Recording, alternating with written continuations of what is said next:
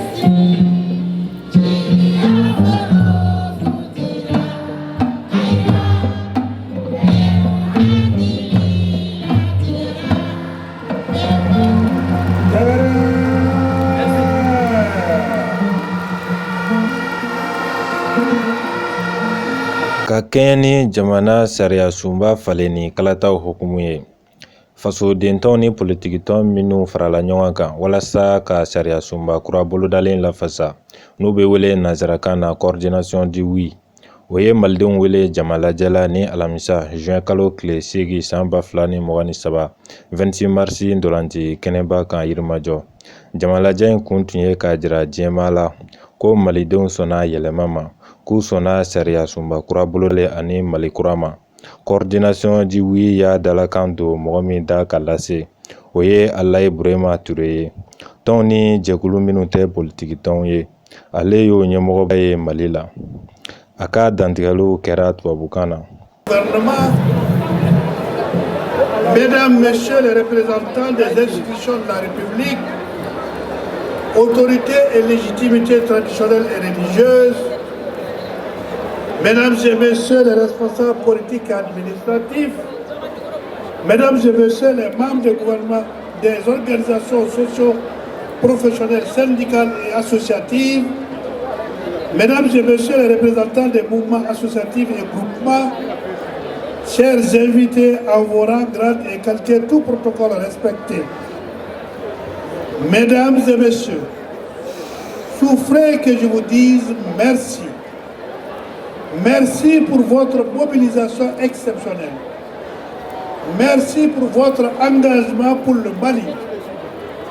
Merci pour cette belle image que vous avez livrée à la communauté internationale.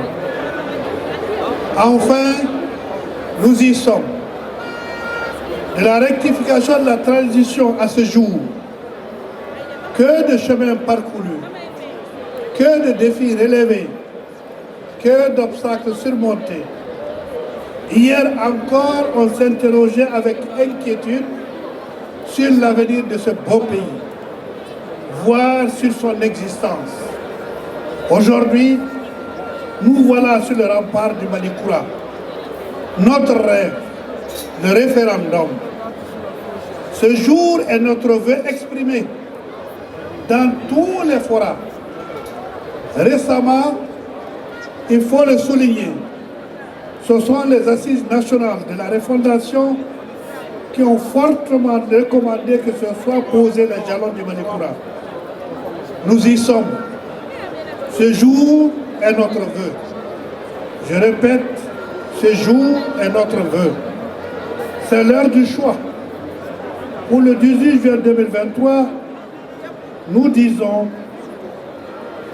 oui. Nous disons oui.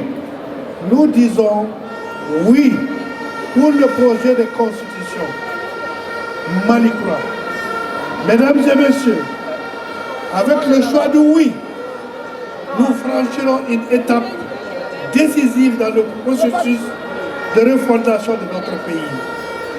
Avec le choix du oui, nous consacrerons le retour du Mali dans un ordre constitutionnel nouveau qui répond à nos aspirations tout en étant ancré dans nos valeurs culturelles et sociétales. Avec le oui, nous sommes dans la 4e République grâce à vous, votre détermination et votre engagement. Nous y sommes grâce à nos alliances, à nos voyantes forces armées de sécurité qui ont restauré la confiance, l'espoir, l'honneur, la dignité et la souveraineté des Maliens. Rendons hommage à Dieu, rendons hommage à nos forces armées et de sécurité, mobilisées et engagées pour le triomphe du oui, le 18 juin 2023. Nous vaincrons. Je vous remercie. Franjala fanga ɲɛmɔgɔw se wara kosɛbɛ kɛnɛ in sigili la. U bɛ min ɲini malidenw fɛ o de ye bɛɛ ka bɔ juin kalo tile 18 nata ka taa kala ta sariya sunba kura in ye. Colonel Malik Jaw ale ye CNT ɲɛmɔgɔba ye. Ale kumana Franjala fanga jamanakuntigi Colonel Asimi Goita tɔgɔ la. Minisiri ɲɛmɔgɔ Dr Shogel Kokala Mayiga ni minisiri caman tun b'a kɛnɛ kan. Ani wula ko n k'a fɔ a ɲɛna ko Maliko kɛlɛ k'a ma daminɛ bi ko dɔw y'a kɛ depuis kunu. Mais olu ala ma bi yira olu la olu bɛ tiɲɛ so ko an de bɛ yan nɔ ko nka n'i nana ko nka aw fo fɔlɔ ko parce que mɔgɔ caman bɛ yen u y'a essayer ka kuma langolow bila walasa ka a dusukun lasiran aw kana se ka bɔ bi ka na ko donc ne yɛrɛ nana a ye ne wele ko n ka o foli kɛ aw ye ko parce que u y'a dabɔ min kama ko o tɛ ko aw de y'a fɔ a ɲɛna ko cɛbakɔrɔ ko ni siranna k'i garisigɛ bɛ dɔgɔya ko a ko Maliko la ko k'aw fo aw yɛrɛ ye. Depuis ni ko in daminɛna an hakili b'a la malidenw de farala ɲɔgɔn kan concertation k'o kɛ ka ɲɔgɔn kunnafoniya ka kuma ɲɔgɔnyaw kɛ ka hakilina dɔw di ɲɔgɔn ma o kɛra transition daminɛ la. O kɔfɛ assise nationale de refondation ko tagabolo min bɛ ka kɛ maliyɛn bɛ bɛn'a ma ko a man ɲi k'an tɛ siran k'o fɔ an tɛ yiga k'o fɔ.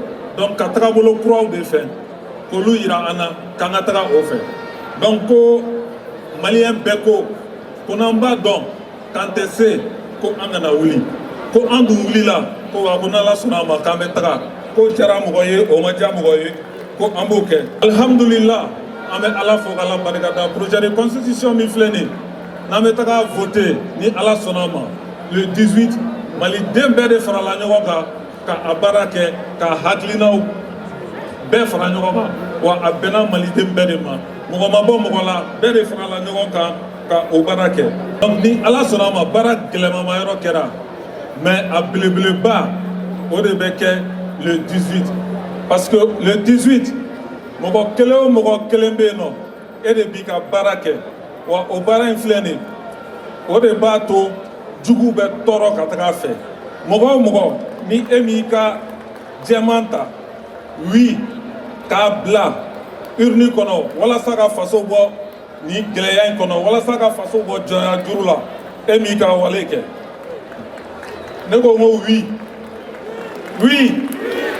oui le président Assimi dit oui le peuple malien dit oui rendez-vous le dimanche 18 Inch'Allah. Président ko n k'a fɔ bɛɛ ye kɛlɛ kɛ bɛɛ y'i seko kɛ Maliko la nka dimanche de o de ye kɛlɛ yɛrɛ donba yɛrɛ donc an bɛ taga o kɛ dimanche le 18 ni Ala sɔnna a ma parce que an ka hɛrɛ ni an ka nafa b'o de la bɛɛ de b'i yɛrɛ ye nin wale ninnu kɔnɔ dimanche wagati korona dɔɔni yanni n ka bɔ kuma la président ko n ka segin ko ka foli kɛ maliden bɛɛ ye ko aw ni ce aw yɛrɛ ye ko aw ni faso bara ko Mali ko de don a y'a fɔ an ɲɛna k'a gɛlɛya ko ale tɛ ko gouvernement tɛ ko ni y'a ye an bɛ jagɛlɛya fɛn fɛn la bi qu'au peuple de Bangkok, au peuple de Johnny, au Audé. Donc, tant que avait encore en Betara, et nous allons faire plaisir à nos ancêtres qui sont dans leur tombe. Et nous allons mener ce combat le 18, ni Alana Kira Sonama. En Bode, parce que Ako, Mali côté blé, à Temana Malika, Mouaoura de Bec en Ladje, Ouba Fayana, à Malien, à Karanyebi, Malien, avec à Ladje, au Foranyana. Donc, Dieu béret Sigilonuka en Ladje le 18. Ni Ala Sonama, en Befenira, Africana, Mouaoute Minto Maliana Alibi. Agato Benika, salam. On est de côté, oui, oui, je dis oui. Rendez-vous le dimanche 18 juin. Merci bien. Allah Kamali Kishi, Allah Kamali Tana.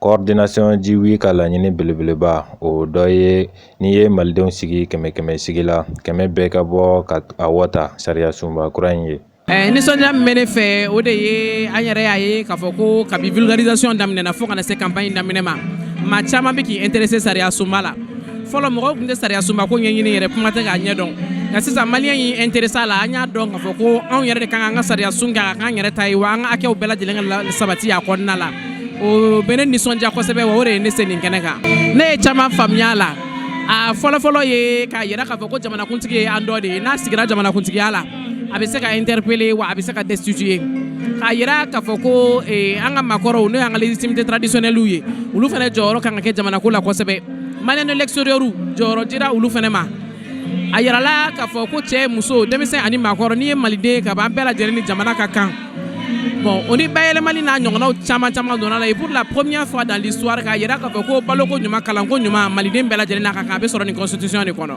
an b'a ɲini malidenw fɛ cɛ muso denmisɛn ani maakɔrɔ le 18 juin bɛɛ lajɛlen ka bɔ ka taga oui voter walasa 4ème république bɛna hɛrɛ la cɛw ka hakɛw olu ka sabati musow ka hakɛw ka sabati wa denmisɛn yɛrɛ fana ni hakɛ min ka jamana kɔnɔ o ka don wulada in na an y'an yɛrɛ sɔrɔ jɛkulu kɔnɔ n'o jɛkulu tɔgɔ parti politiques ni société civile faralen ɲɔgɔn kan ka award fɔ Mali sariya sun kura mun bɛna ta an faralen no ɲɔgɔn kan bi wula in na 26 mars la pour ka a fɔ awɔ an bɛɛ ka bɛn kelen ma ka sariya sunba in ta kɛmɛ sigiya la 99 o de y'an farakun ye ɲɔgɔn kan bi.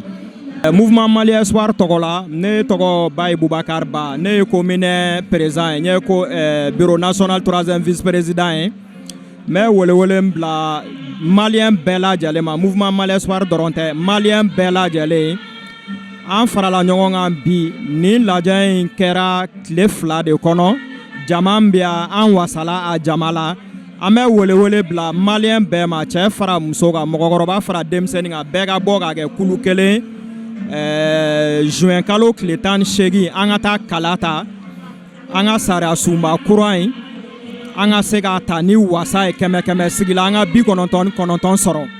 Wa bi ye n bolo maliyɛnw ka fɛti de ye parce que a fɔra k'an ka taa référendum la n'an dun k'an bɛ taa référendum la le 18 juin dimanche nata kunɲɔgɔn diyagoya don an ye conférence de presse kɛ kunun bi an bɔra ka na lancement kɛ hali n'a ma prévu c'est bon mais an bɛ mun ɲini maliyɛnw fɛ o ye le 18 juillet an ka taa voter a bɛ fɔ mun ma ko jɛman ka ɲi bilenman man ɲi inchallah ni ala sɔnna oui bɛ passer yɛlɛmaba 2 b'a kɔnɔ wala 3 fɔlɔfɔlɔ président hali n'a ye dankari kɛ Mali la coup d'état de b'a la taga mais ni se n'a fɔra ko Sénat ani assemblée bɛ se ka taa n'a ye 2nan premier ministre hali n'a ma démissionné a se ka taa mais fanga bɛ di président ma a bɛ se ka lataga a laban silamɛya a fɔra ko mariage k'a bɛ kɛ entre les deux hommes